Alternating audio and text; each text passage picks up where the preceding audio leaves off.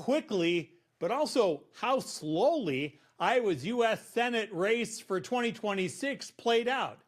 Hi, I'm Dave Price. First, the how slowly part.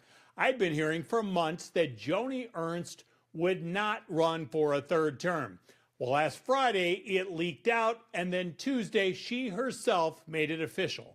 After a tremendous amount of prayer and reflection, I will not be seeking re-election in 2026. This was no easy decision. I love my state and country. It's the very reason why I decided to wear our nation's uniform and run for elected office in the first place. Just 4 hours after Ernst said she was out for 2026, Hinson announced that she was in. I asked her about how this all played out, and she acknowledged that she had been thinking about this for a while. This opportunity presented itself. My husband and I had actually talked about the possibility of it happening many, many times before. And even the press had asked me about it many, many times before. So it was no secret that I think I have a lot to offer Iowans, and I would take a look at a Senate seat if it opened up. And maybe that happened a little sooner than what we were expecting. But my husband, Matt, and my boys, Max and Jax, are the reason why I ran for Congress. And they're the reason why I'm running for the Senate as well, because I think many families are depending on us, and I know my family's depending on me to set up a good future for my kids. So that's what I would say is I'm ready. I have fought the fights right alongside Iowans. I've gone out and worked hard in my district and listened to my constituents. I've served my constituents and solved their problems. And I think I am ready to go and take that race on and serve all Iowans. And number one, I'm the one who I know can beat any Democrat they'll put up and make sure we keep this seat and the entire state safe Republican. To represent all Iowans, you have to get through the Republican primary.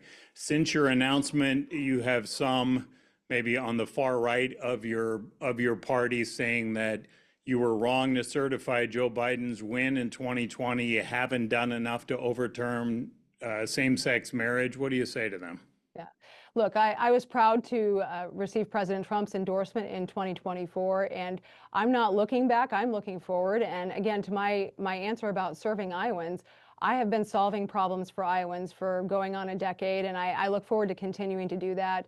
And I have tried to, again, be out there listening. And so that's what I would say to them is I'm solving those problems. I'm proud to have President Trump's endorsement, and I look forward to earning that for the U.S. Senate race as well. And you talked about you would be his strongest ally. You helped him pass the One Big Beautiful Bill Act. Now some of you are calling it the Working Families Tax Cut Plan after the meeting with the White House about how to rebrand this. Why is that necessary? Yeah.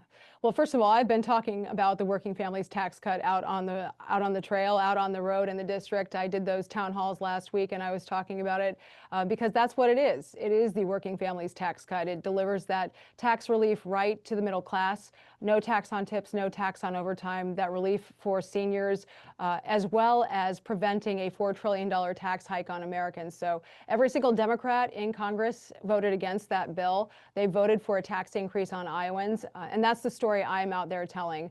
And you talk about what we've been able to do to supercharge our small businesses, the certainty, and that's what I heard time and time again as I was out on the road, having those Main Street tours and roundtables with our small business owners. They just want to know what the tax structure is going to look like for them so that they can make investments in their businesses and their people.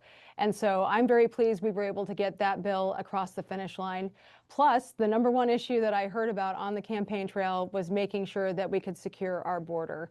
And we were able to include funding in that bill to not only build the wall where we need to build it along the southern border, but also to supercharge our CBP and ICE agents.